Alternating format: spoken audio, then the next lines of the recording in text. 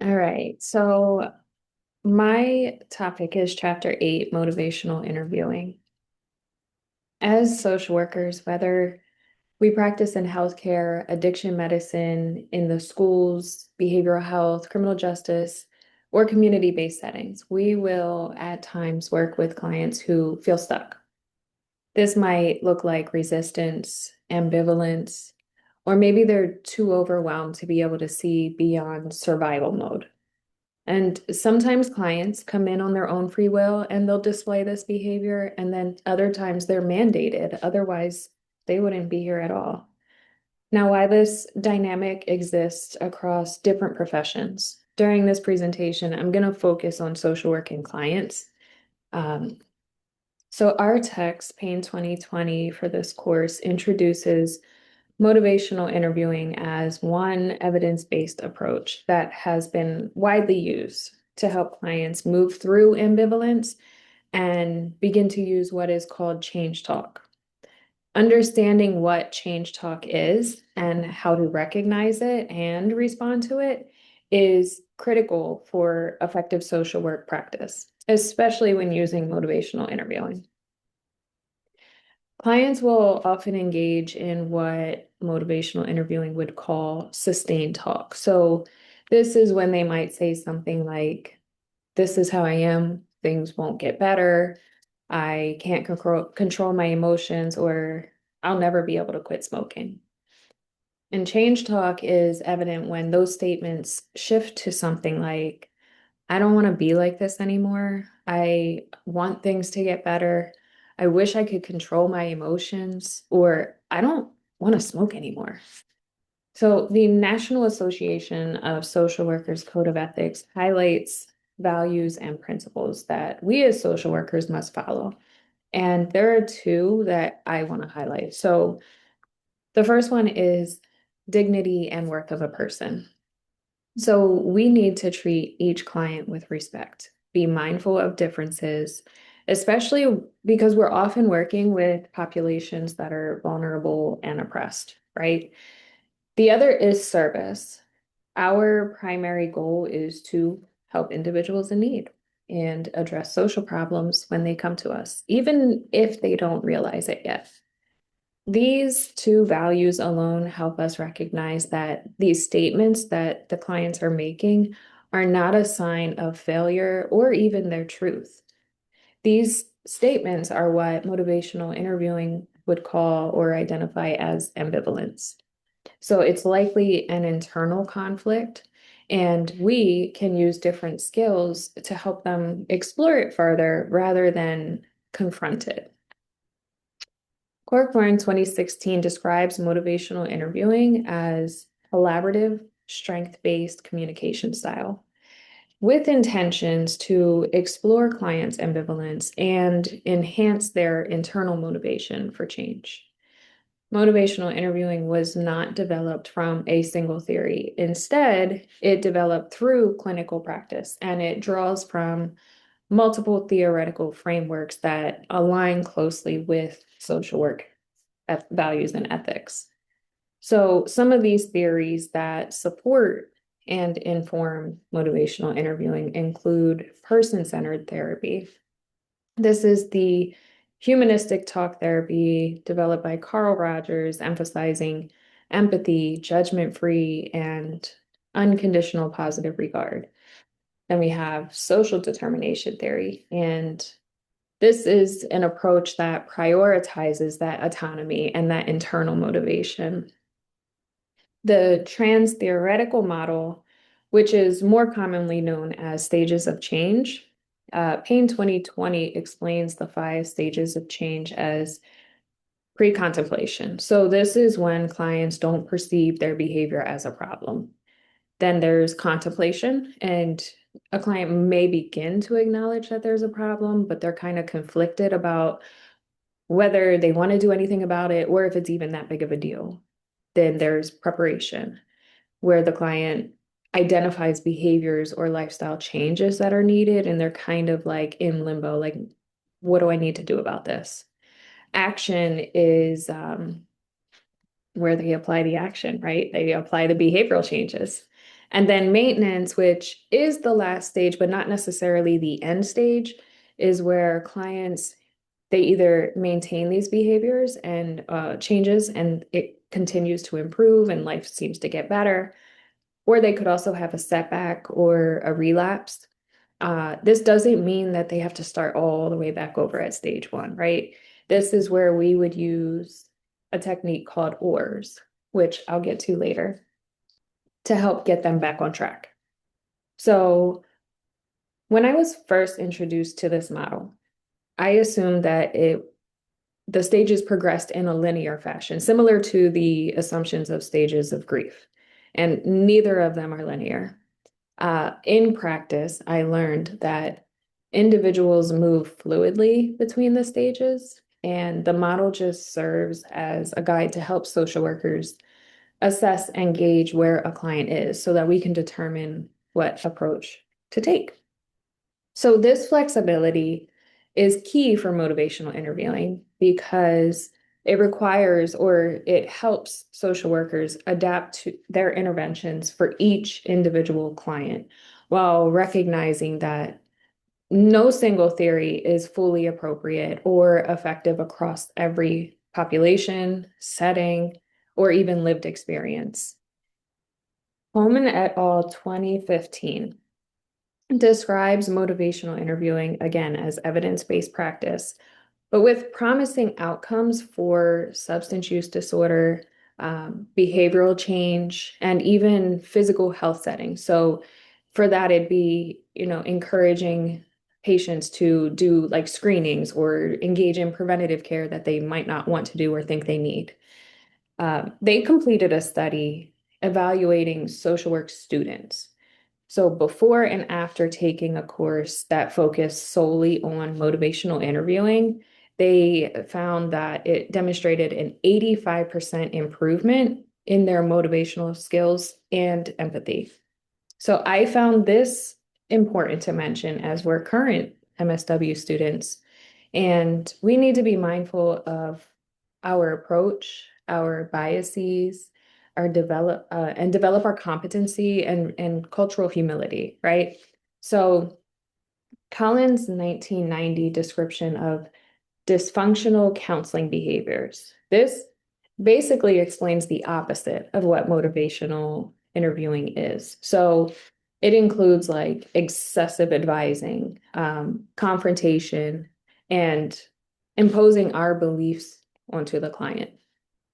These practice behaviors are more likely to be displayed by social workers who are experiencing anxiety or uncertainty early in practice, right? Or later in practice, but with the newer, like complex situations. And it's kind of stemming from like thinking we need to know all the answers, but we don't. Motivational interviewing, collaborative conversation style, emphasizing empathy, reflective listening, and partnership really helps to create an environment for engagement and trust. Establishing a judgment-free and relational foundation is how we help our clients begin to move towards that change talk, right? So being safe and exploring ambivalence and then starting to engage in that change talk. So we have rapport, we have created a safe space, but how do we actually elicit the change talk? Payne 2020 explains one of the core skill sets in motivational interviewing summarized by the acronym ORS, which I said I would get to. So there's open-ended questions, and this is when you want to pull out more than a yes, no, or a one-word response. So you might ask something like, how has XYZ helped you in the past? Or what type of things do you enjoy doing in your free time? Can you tell me more about why you feel that way? Affirmations is where you want to highlight positives and give some validation. So it could sound like you handled that situation really well, or you are super resourceful. You have accomplished a lot. Then there's reflective listening. You want to show that you're listening to them and kind of like repeat what you're hearing, but like add a little something to it. So that could sound like, what I hear you saying is you have a good work ethic, you take care of your family, make sure all your bills are paid. So it becomes frustrating when your wife keeps asking you to quit smoking. And then summaries is highlighting, but without conflict and without like pointing fingers or pointing things out or being confrontational. So you want to stop arguing with your wife who is expressing their concern about your smoking, but smoking is something that you enjoy doing. Am I understanding that correctly? Now, these skills help social workers avoid being confrontational, directive, or assigning blame, which typically increases defensiveness and resistance. And instead, it gently helps clients recognize their ambivalence.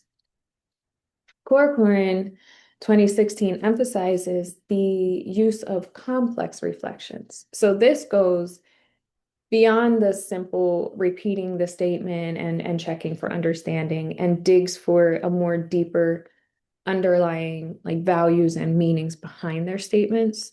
So using the same statement that I used before, a complex reflection would add, what I hear you saying is you have a good work ethic, take care of your family, make sure that your bills are paid. So it becomes frustrating when your wife keeps asking you to quit smoking because it is one of the things that you do for yourself to wind down. And then you can move into more questions to gather more information. You just want to make sure it doesn't feel like an interrogation. Another important nuance of motivational interviewing is contextual flexibility. So change looks different depending on culture, environment, identity, and systemic barriers. Motivational interviewing does not explain the definition of success for our clients, but instead it allows clients to define what that looks like within their own context. And again, the NASW Code of Ethics highlights that we respect our clients' differences and we encourage self-determination. Despite its widespread use, motivational interviewing does have some critiques. So Payne 2020 identifies a major concern around motivational interviewing's conceptual consistency. And this stems from how its evolution over time draws from multiple theoretical traditions rather than a single foundational theory. And critics, they question the core of motivational interviewing because it's atheoretical and it didn't develop from its own pre-existing theory. However, this critique can be reframed as a strength. The evolution of motivational interviewing allows social workers to integrate theory in a flexible manner, adapting to the reality of complex client systems rather than forcing a rigid theoretical approach. Payne 2020 also identifies arguments that behavior change, particularly with substance use and health-related contexts, is less likely to occur through rational planning alone. So in these settings, the use of motivational interviewing may be more effective than immediately diving into an approach such as cognitive behavioral therapy, especially when clients are resistant or ambivalent. Another debate questions whether it's effective across diverse populations and involuntary settings. So research suggests that motivational interviewing has demonstrated effectiveness with individuals experiencing substance use disorder, adolescents with behavioral changes, and those within the criminal justice system. It's important to be mindful that these are also populations where the individuals have limited autonomy and are often stigmatized. So, as social workers working with vulnerable and oppressed populations, the study that I mentioned earlier highlights how motivational interviewing skills can improve client outcomes. Lendo and Burke, 2009, further note that motivational interviewing is especially effective when delivered by culturally competent or culturally congruent social workers. This highlights the importance of cultural humility and relational awareness. So while motivational interviewing is collaborative, it does not eliminate professional boundaries, and social workers must adhere to the values and principles of the NASW Code of Ethics. This includes competence, integrity, and respect for client self-determination. We know motivational interviewing is effective for populations experiencing ambivalence, resistance, or even external mandates. Payne 2020 explains that this is possible because motivational interviewing assumes that clients possess inherent strengths and capacity for change. The resistant reflects relational dynamics rather than client deficits. And it is a collaborative conversation approach, right? Where clients are seen as experts in their lives. And these assumptions directly address the issue of power, identity, culture, environment, making motivational interviewing especially compatible with social justice oriented practice.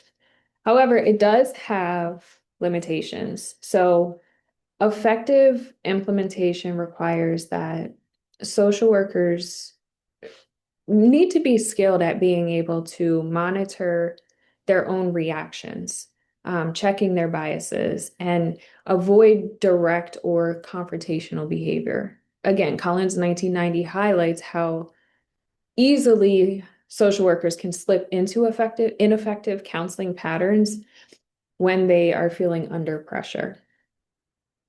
Corcoran in 2016 explains that motivational interviewing may be less effective when ambivalence is compounded by untreated depression or severe mental health symptoms. And this is because there are more layers to their situation than ambivalence. So this could mean that there's a need for a more integrative, collaborative care approach. So you have to pull in from different client systems.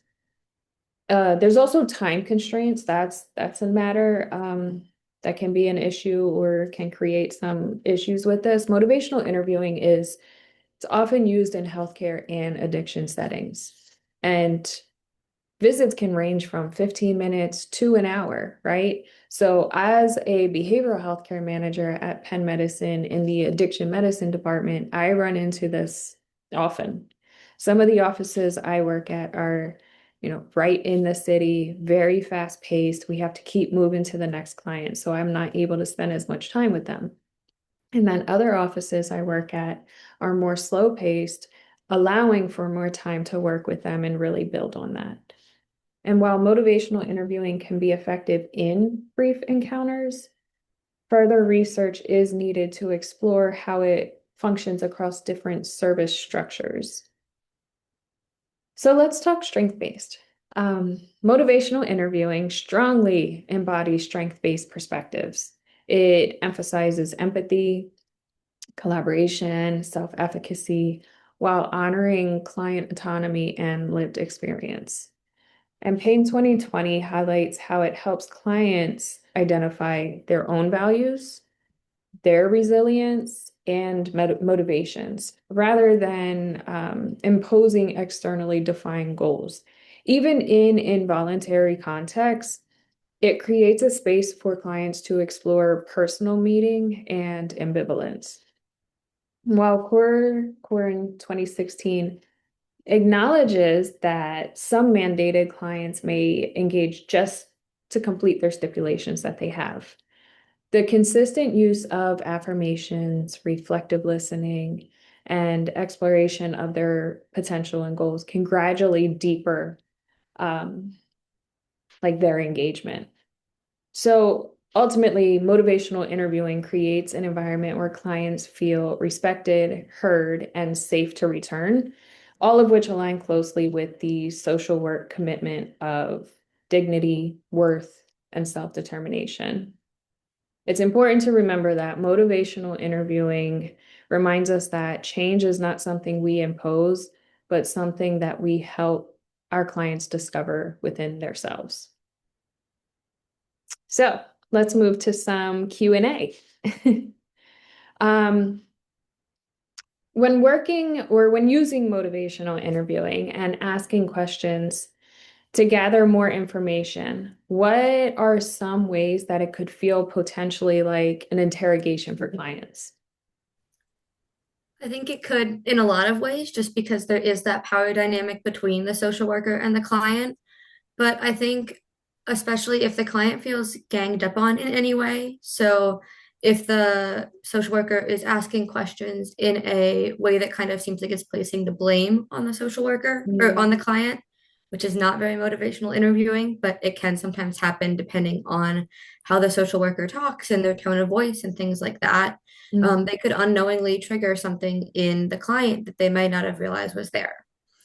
Also, if the social worker is asking multiple questions back to back and like yeah. stacking questions, that can also be very difficult because the client can feel very confused and not even sure what to answer yet and where to go. Same with if the social worker is asking a bunch of questions back to back that are very much so like yes, no, multiple questions like that. It can just feel like more of an interrogation than it is the motivational interviewing strategy of helping that client to get through what's going on. And I know sometimes like the social worker does have to ask a lot of questions in that first like 15 minutes, 5 minutes, depending how long it is, of just getting the history of the client and getting those kinds of things. But even with that, just saying, hey, we need to do this brief little history quickly, and then we can move on to all the other things.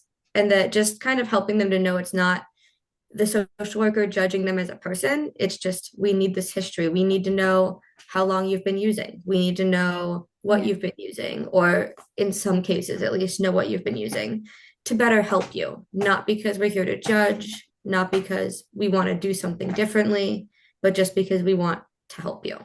Right. Yeah. That's And so I all think, great. good. No, okay, sorry. I didn't want to cut you off, but I was just gonna say like that's all extremely valid points, right?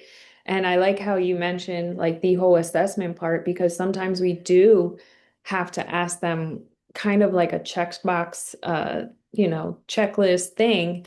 And but we can still find a way to make it more conversational, right? Like we can find a way to ask them questions and pull out more information. So the more open-ended questions might cover like three or four of those checkbox questions.